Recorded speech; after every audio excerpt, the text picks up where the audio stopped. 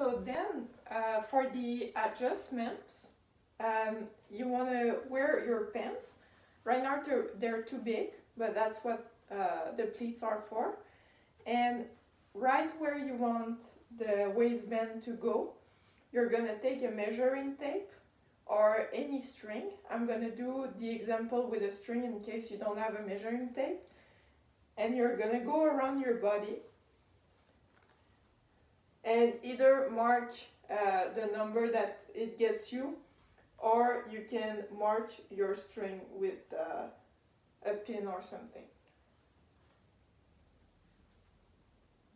Now you're going to do the same but with the pants. This was the mark of my body. I'm gonna add another pin at the end. And the final measurement we want is the difference between my own body and the pants. So in this case, I have about 9 inches. Okay, so now I know that the pants are 44 inches. My waist is 36. So we got 8 extra inches for the pleats. And then when we look at pleat construction, we have our pants, and then we fold it twice on itself. So after it's folded, it looks like this, but we have, this is 2 ply and this is 1 ply. So what that tells me is that since I have 8 inches, let's say that I want 4 pleats. I want 2 in the front and 2 in the back.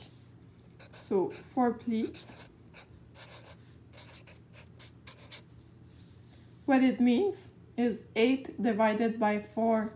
It means that each pleat can occupy 2 inches.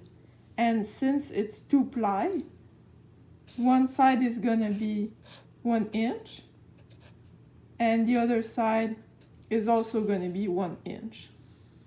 So knowing this, what I did is that I took the measurement of the middle to the side, and then I divided it in half. It's the line with the X, so I'm at 1/4 of the length on both sides.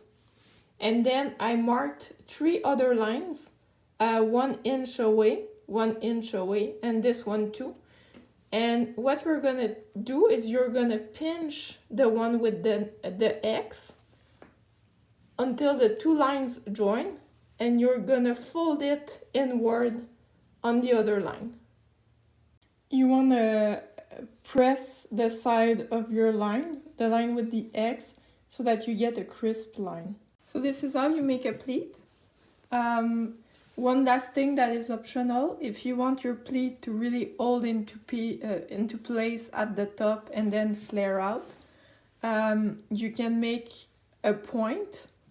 So end stitch wherever length that you want from this layer to this layer from the inside, so that the top layer isn't tucked with the rest. So it's gonna tuck it in place to the top, and the bottom will be able to flare out.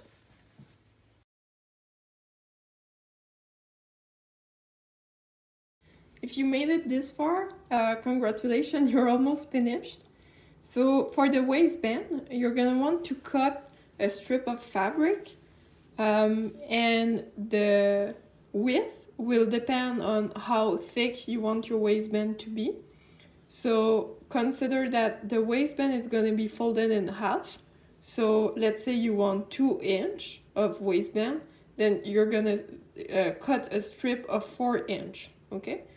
So what I'm going to do right now, this is optional for you, but I like to take a piece of interfacing, and I'm gonna iron it out on my piece of fabric, and this helps the fabric to hold into shape. And yeah, so that's the first step. So to make sure that you have the right length for your waistband, you're gonna put your waistband all over the pants and pin it down in place. And then you're gonna mark where the waistband ends versus the zipper. So here it ends in this spot, and here it's gonna end like this.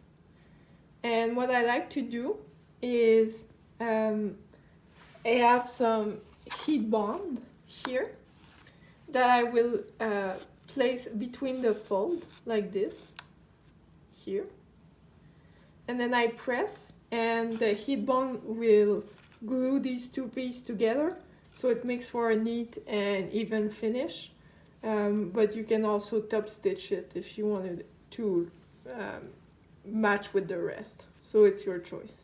Now once the end is all neat and clean, what you want to do, you want to make the buckle hoops.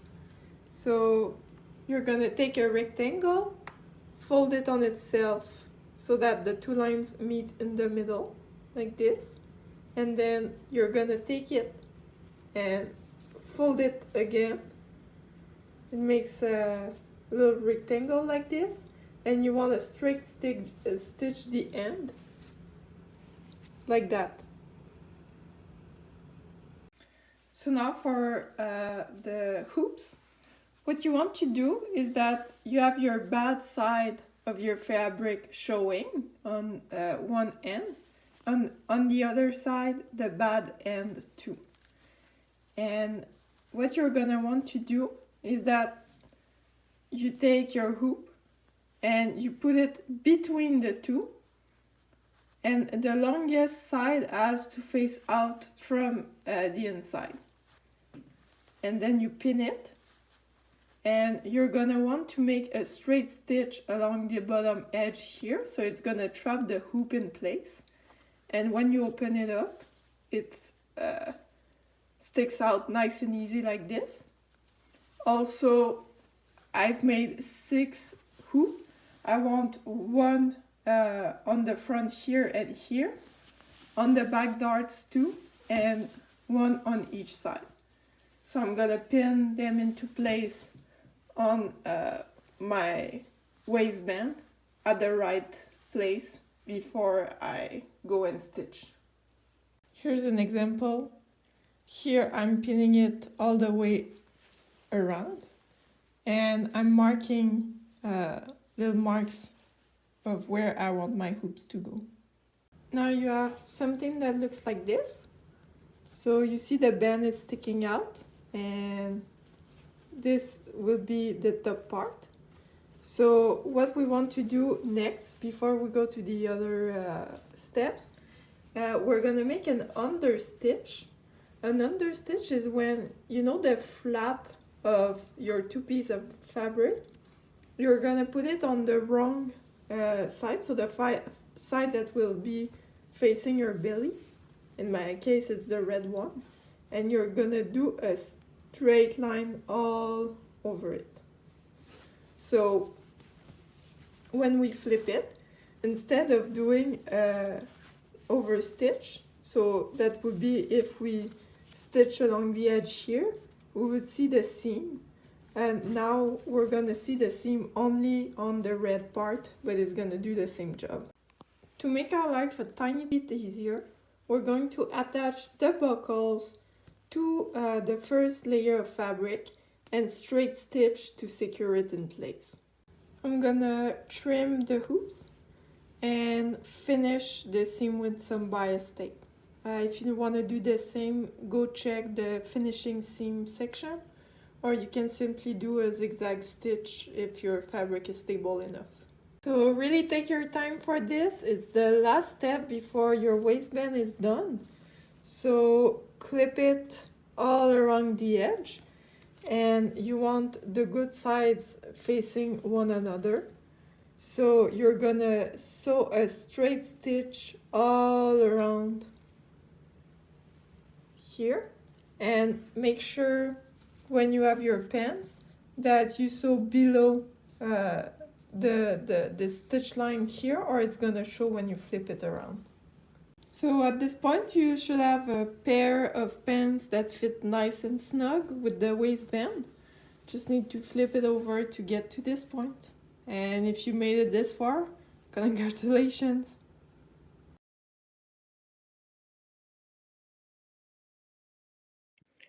So the first kind of seam finish will be simply to make a zigzag stitch. I adjusted here my stitch length as well as my tension. You're gonna want to finish with these two on a scrap piece of fabric before you find the right tuning. But it should look like this.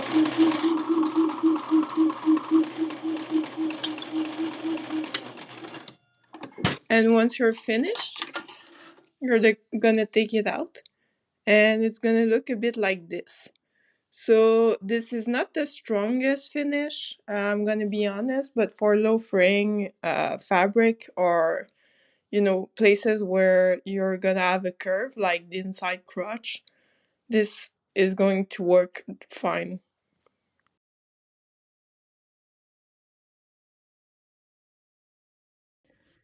For the next seam, you're going to want to start with a straight stitch like I did here, and you want to leave enough space so that the fabric can then be folded on itself like that.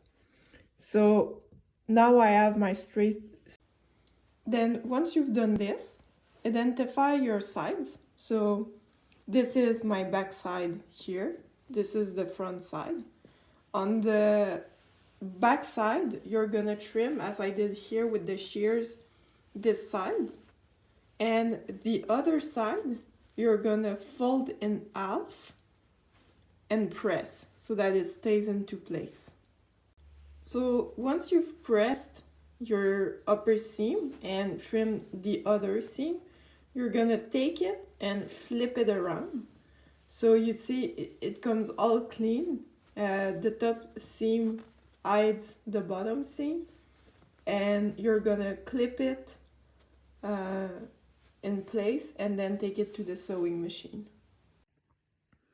Now you're gonna stitch along the edge all the way through on the folded piece, so it will trap the other cutted piece inside.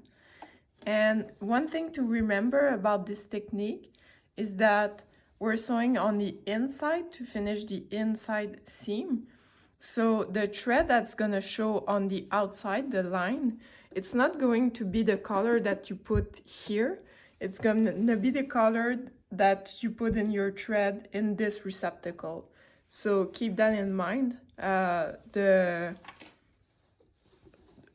thread should be like of the same color as your fabric, or if you want like another color, just be mindful that it will show on the fabric on the outside. So in the end, you get something that looks like this on the outside, and on the inside like this.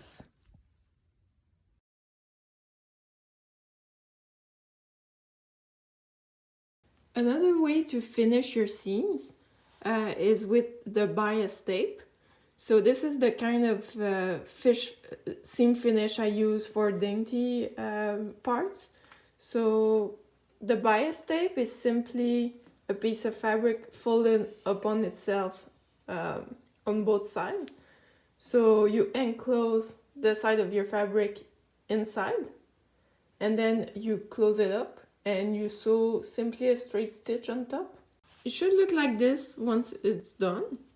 And you might ask yourself, well, if it's gonna be ended anyway, why would I bias tape this? But in my opinion, it's the thing that makes the difference between handmade, which is what you want, and homemade, when you just know it's been done at home because, the seams are all unraveling and everything.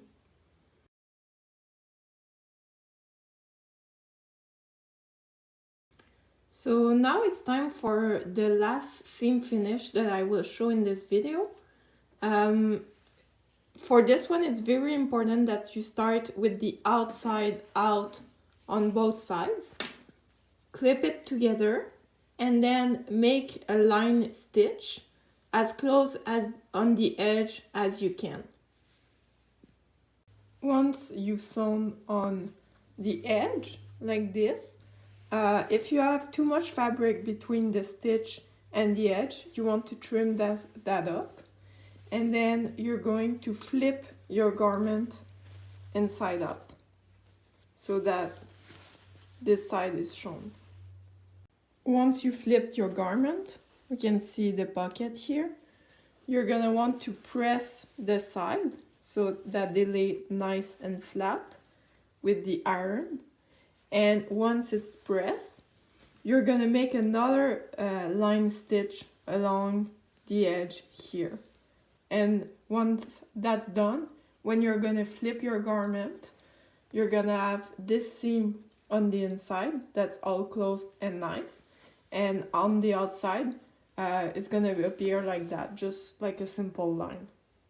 One thing in mind to keep with this technique is that when you're in for the final line stitch, be mindful to be far enough from your edge, because if you're not and you didn't trim the interior here, well, the fraying is gonna show on the outside. So make sure that the line is far enough so that you don't get into your ply. In the end, this is what it looks like. So this is the inside seam, and this is the flipped out version. So this is the outside seam. You can see it's very clean on both of the sides.